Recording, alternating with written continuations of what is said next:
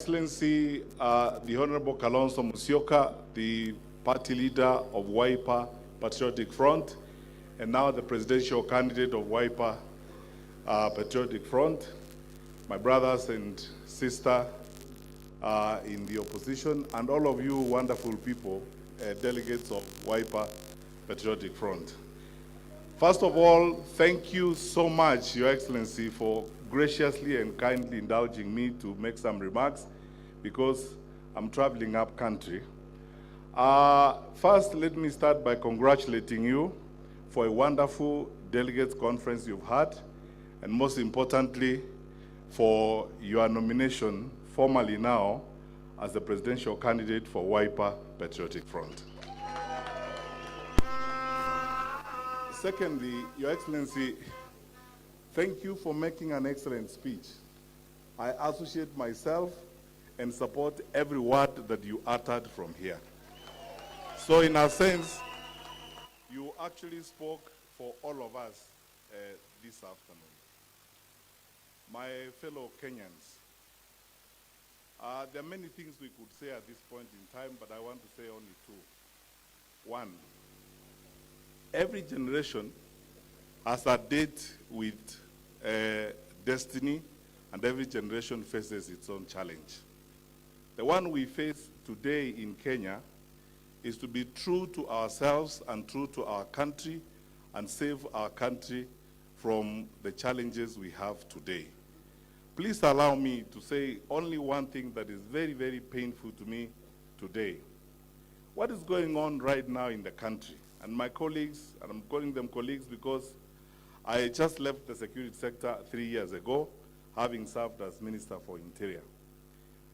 The activities of registering people, some of whom are not even Kenyan citizens, getting identification cards and doing all manner of criminal monkeying that is going to affect our country, is setting the stage for anarchy in this country.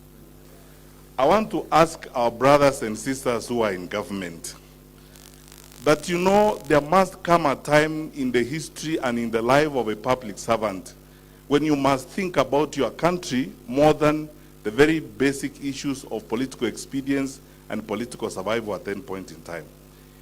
The madness going on right now and those things that are happening, denying young people registration in parts of the country where people suspect they will not get votes, is setting the stage for anarchy. And I want to ask the IEBC and everyone responsible to think about this country very seriously. You may be in responsible positions today, you may be in power today, but please think about the country today and tomorrow. Secondly, people have been saying that the mood in Africa is such that you cannot serve one term, that it's very difficult to remove a sitting president.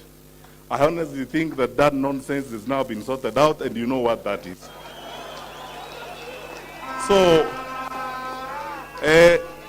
Kenyan people, soon enough we will have our opportunity to do a good thing for this country and follow suit and do what other good Africans have done where they have not been satisfied by service provision and service delivery.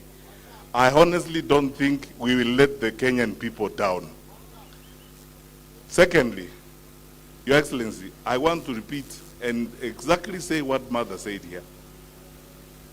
We have agreed we must put ambition and everything else before the interest of this country. When we sit together, and should the united opposition, Your Excellency, decide that you will be the candidate, I will support you. We will support you.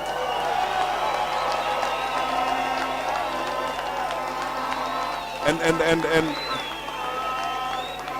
I believe that when that time comes, when we all sit together, consult everybody, and a method is found of identifying a candidate or one of us who will deliver and be first among equals, we should all rally behind that individual. And as I've said here openly, Your Excellency, if that person is yourself, we will support you and back you, because in any case, that's what we want. Finally, as I leave, I would like to urge us because this issue is normally spoken about, I like to speak about it a little more bluntly and more frankly. My brothers and sisters, fellow Kenyans, and it's good that we tell you the truth. Building an opposition or a coalition is a journey of alignment and coming together. We will be together in spite of our differences, not because we don't have differences. We will work on this together. It's a long journey that we are determined to work together. The goal we have is greater than the sum total of each one of us here. So, occasionally, if we argue sometimes, or if we have differences of opinion, that is precisely because we are a group of people who are passionate and love their country. We do not expect that Kenyans want a government that looks like a boys' choir or a girls' quartet. It is supposed to be a group of people who are smart, who reason, who work together, who argue, then they come together and form one government. So, as we go forward, we will have our own active moments of fellowship. But we assure you that even during that fellowship, Kenya will be opportunity and priority number one as we go forward. So let us stay the course and continue to work together. And Your Excellency, there are so many leaders I came with who are going to be behind here, including our chairman, Mr. Torome, and Honorable Mingo Magara, the PDP party leader, who's part of our small working group, and so on, and we will continue to work together. Today, tomorrow, and always, Kenya will remain our priority, and we will do the best we can to ensure that we take this country to the next level. May God bless you indeed as we walk through this, and may we stick together, and may unity describe us as we demand that, as I said earlier, people who say that there would never be one term, let them just wait 2027 and see what will happen. It will be one term. Arambe! Arambe! The resolution is, God bless you.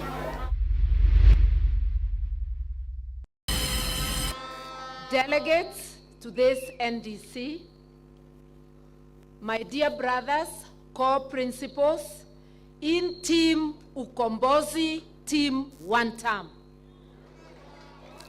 It is a great moment today. I want to begin by congratulating my political twin for being nominated in this very colorful, very well organized, very well attended NDC, and to congratulate the Wiper Patriotic Front, its delegates, and in particular, the governors and members of parliament for remaining steadfast. Wiper has been an exemplary party, and this is not the first time I am saying it. I remember saying it somewhere in Naivasha, and I remember you were there, Governor Wabinya. We admire the leadership of my political twin, His Excellency Kalonzo Musyoka, the way he has held the Wiper Patriotic Front together, what he represents, and the way he has stood with the people of Kenya. He is a selfless man. For that, I admire and respect him for his stand. And today, what he has said here today is what I too and our colleagues believe in. We are together on a journey to liberate this country. And I note that today, when we say Wiper, munajibu sio Wiper. Wiper! Iyo museme kwa nguvu. Wiper! Wiper! We are on a journey to liberate. We in the People's Liberation Party, we say it, but we say it slightly differently. We say unite, liberate. Nikisema PLP, munanipatia unite, liberate. PLP. Unite, liberate. Kwa Kiswahili tunasema tuungane, tujikomboe. PLP. You can see, we are on a journey to liberate. And when I listen to my other brothers, what they say is about liberating the country. We are liberating the country from the yokes of oppression. Someone's finger is on our throats. Someone's boots is on our throats. They are exploiting the nation and its people worse than the extractive colonial regime. Why would they tax people beyond the point where a family is no longer able to feed itself? Why are they taking our money in share ship, a theft syndicate? Yet, they are leaving the burdens of the bills to the families. Why are they taking the housing levy?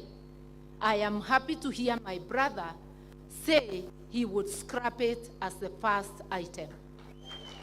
I will not repeat everything my brother has said. I have only touched on a few to show that we are of the same mind. Should the united opposition pick my twin brother as the flag bearer, I pledge to stand with him to the end.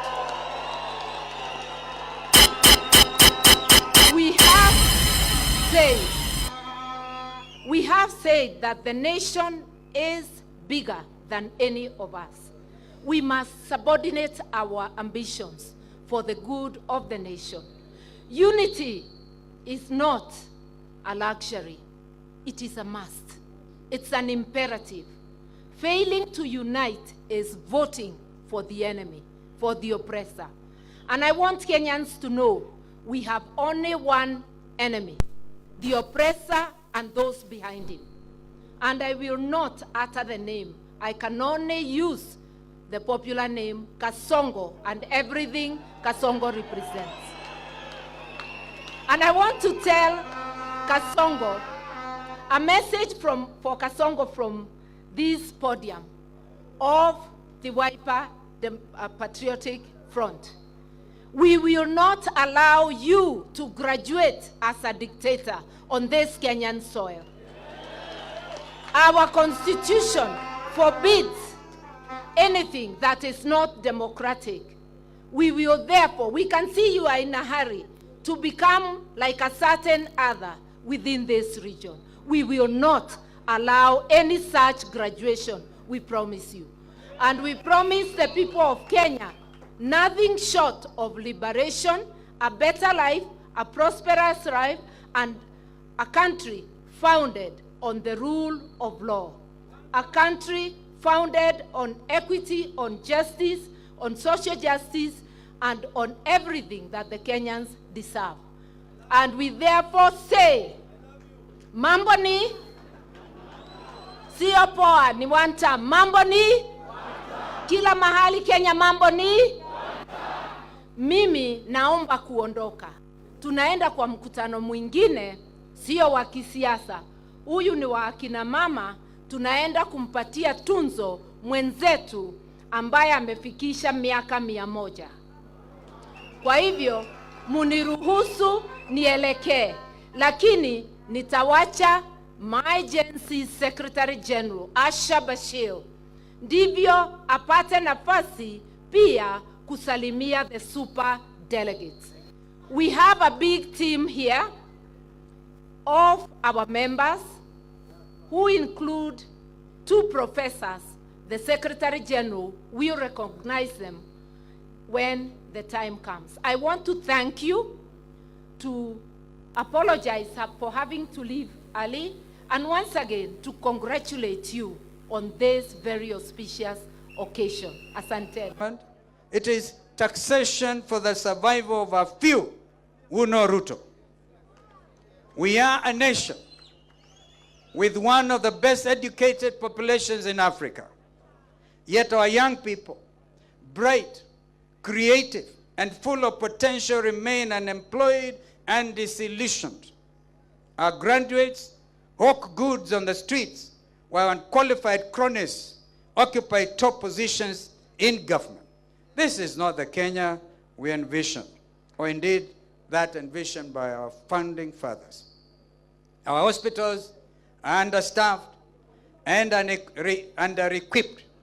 Mothers give birth in fear, literally, in fear, because they don't know whether this cost-share thing will pay their bill. Doctors go unpaid. Our hospitals run out of essential drugs. What should be universal health care has been turned into a playground of corruption. Share shift forced on Kenyans has become the most consequential threat to our well-being. Education, once the key to opportunity, has become a burden. Parents are drowning in debt. Teachers and lecturers are demoralized. Students are uncertain of their future. As we speak, some of our best brains in this country, university dons, are on strike, and nobody seems to care. They have gotten our universities defunded, literally.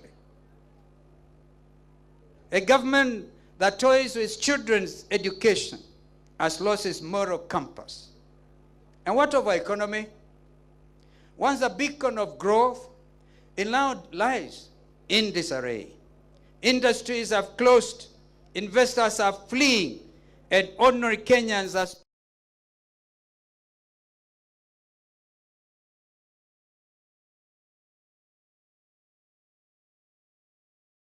and find doors shut and their jobs shifted to neighboring countries because of this regime's taxation policy.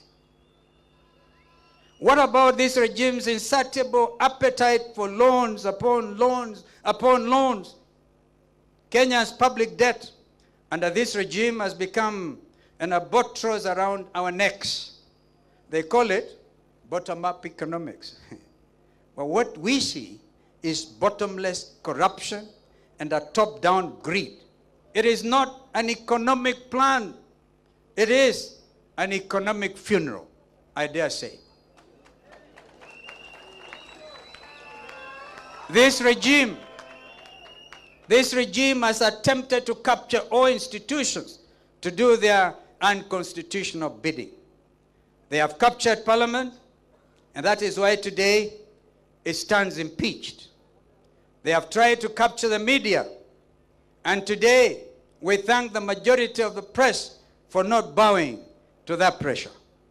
That's why you are here today, and we are very proud of you. They have attempted to capture the judiciary. We ask you not to cede to these nefarious regimes' attempt to undermine you, for justice and truth are the common ties of society. Worse still is this regime's 3-year dismantle of our celebrated diplomacy. They condemn regional insecurity and neglect of the international community, all while they are linked to its escalation of wars in our region, the Democratic Republic of Congo, the Sudan in particular. This regime sells arms, and hear me, Kenyans, because it's a day to speak the truth for what it is. This regime sells arms and gets illegal gold in return. Honestly, what you are witnesses to is a horror movie directed by a know-it-all director who is a star and the supporting cast of his own show.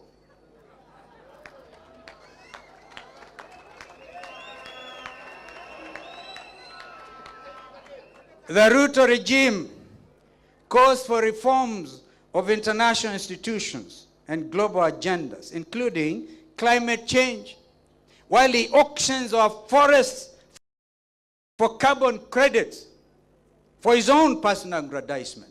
Kenyans must know this. Even our forests, our national parks are up for auction. The very oxygen we actually breathe.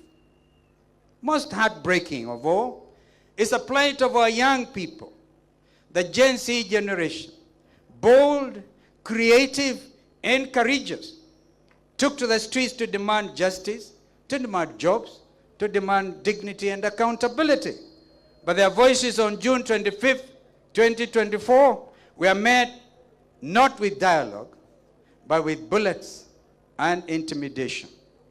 A government that silences its own children has lost the right to lead.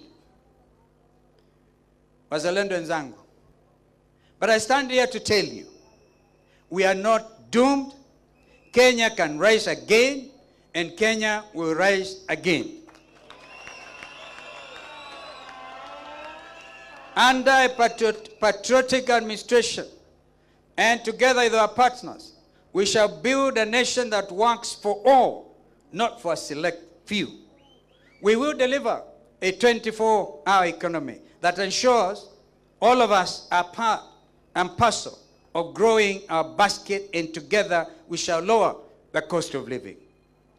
Costs of fuel and electricity must be lowered if we are to get these jobs back to our industry, if we are going to yet again attempt to industrialize our country. Transformational projects like the High Grand Falls Dam that will generate 700 megawatts of electricity, a Vision 2030 project under Kibaki and ourselves, must be activated, not Ruto-preneured.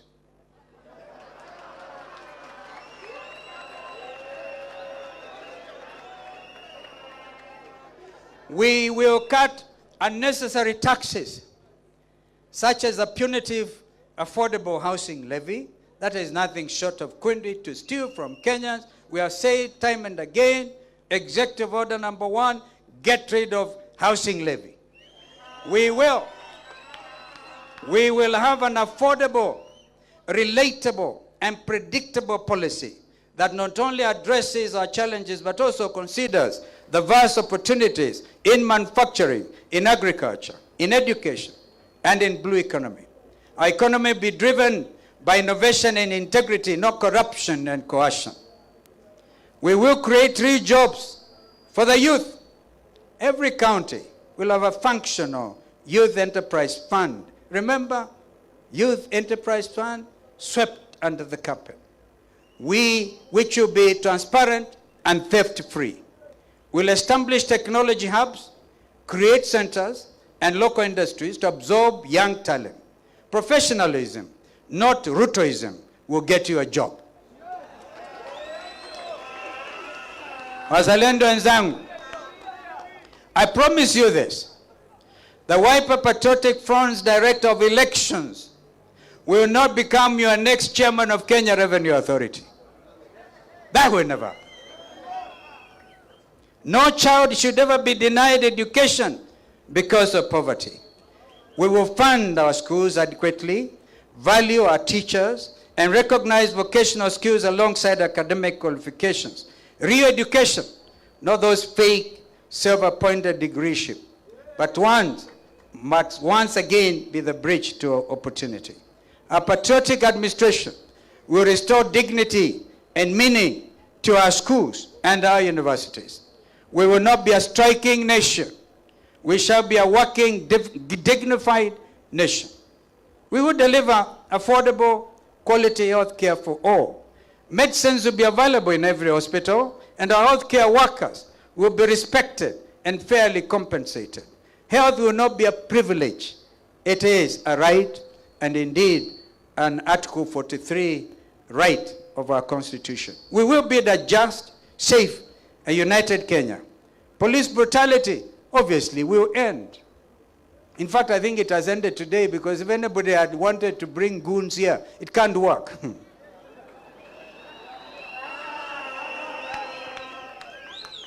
No more abductions, because those are terrible. And no more fear. We will unite Kenyans across all communities, because a divided nation indeed cannot prosper. These are not empty promises. These are concrete plans, practical, people-centered, and achievable. This is what a Kalonzo Musyoka-led administration will stand for: justice, opportunity, dignity, constitutionalism, and the rebirth of this nation. My brothers and my sisters, the time for lamentation is over. The time for excuses is gone. The moment for change is now. This movement is not about you, the people of Kenya. It is about your families. It's about your children, about your children's children, and the future of this nation. Ruto ordered you to be shot not in the head, but in the legs, because you dared to exercise your constitutional rights. I urge you, fellow Kenyans, and the Gen Zs, and the young Kenyans, I urge you today to shoot Ruto at the ballot.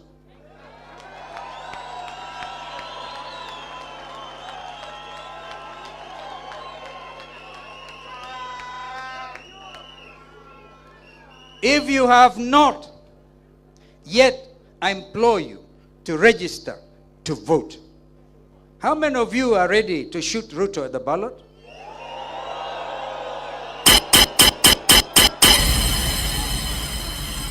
This is what will make Ruto one term.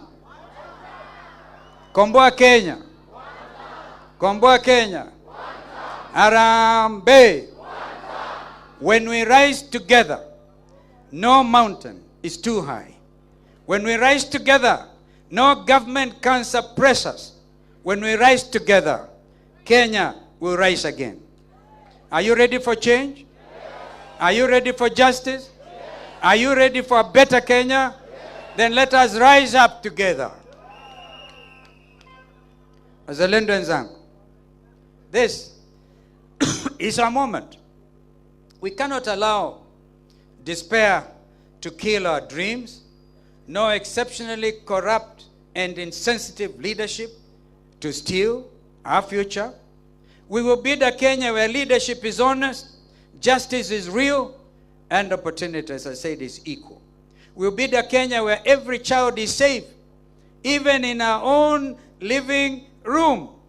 We will in honor and remembrance, remember Bridget Joki, who was shot by a police bullet in Kiambu, sitting by her parents' living room, watching television. And she got killed, shot. So even our living rooms are not safe. I salute our farmers, our mama boggers, and our border riders. The border riders actually escorted me this morning. I thank you. The true backbone of this country. I celebrate our youth, the beacons of hope, will keep faith alive. From Lamu to Kiambu, from Isiolo to Bungoma, from Nairobi to Kisumu, from Wote to Turkana, from Tharaka to Kajiado, from Mombasa to Meru, and from Sugoi to Seikuru. We all deserve dignity, justice, and honest leadership.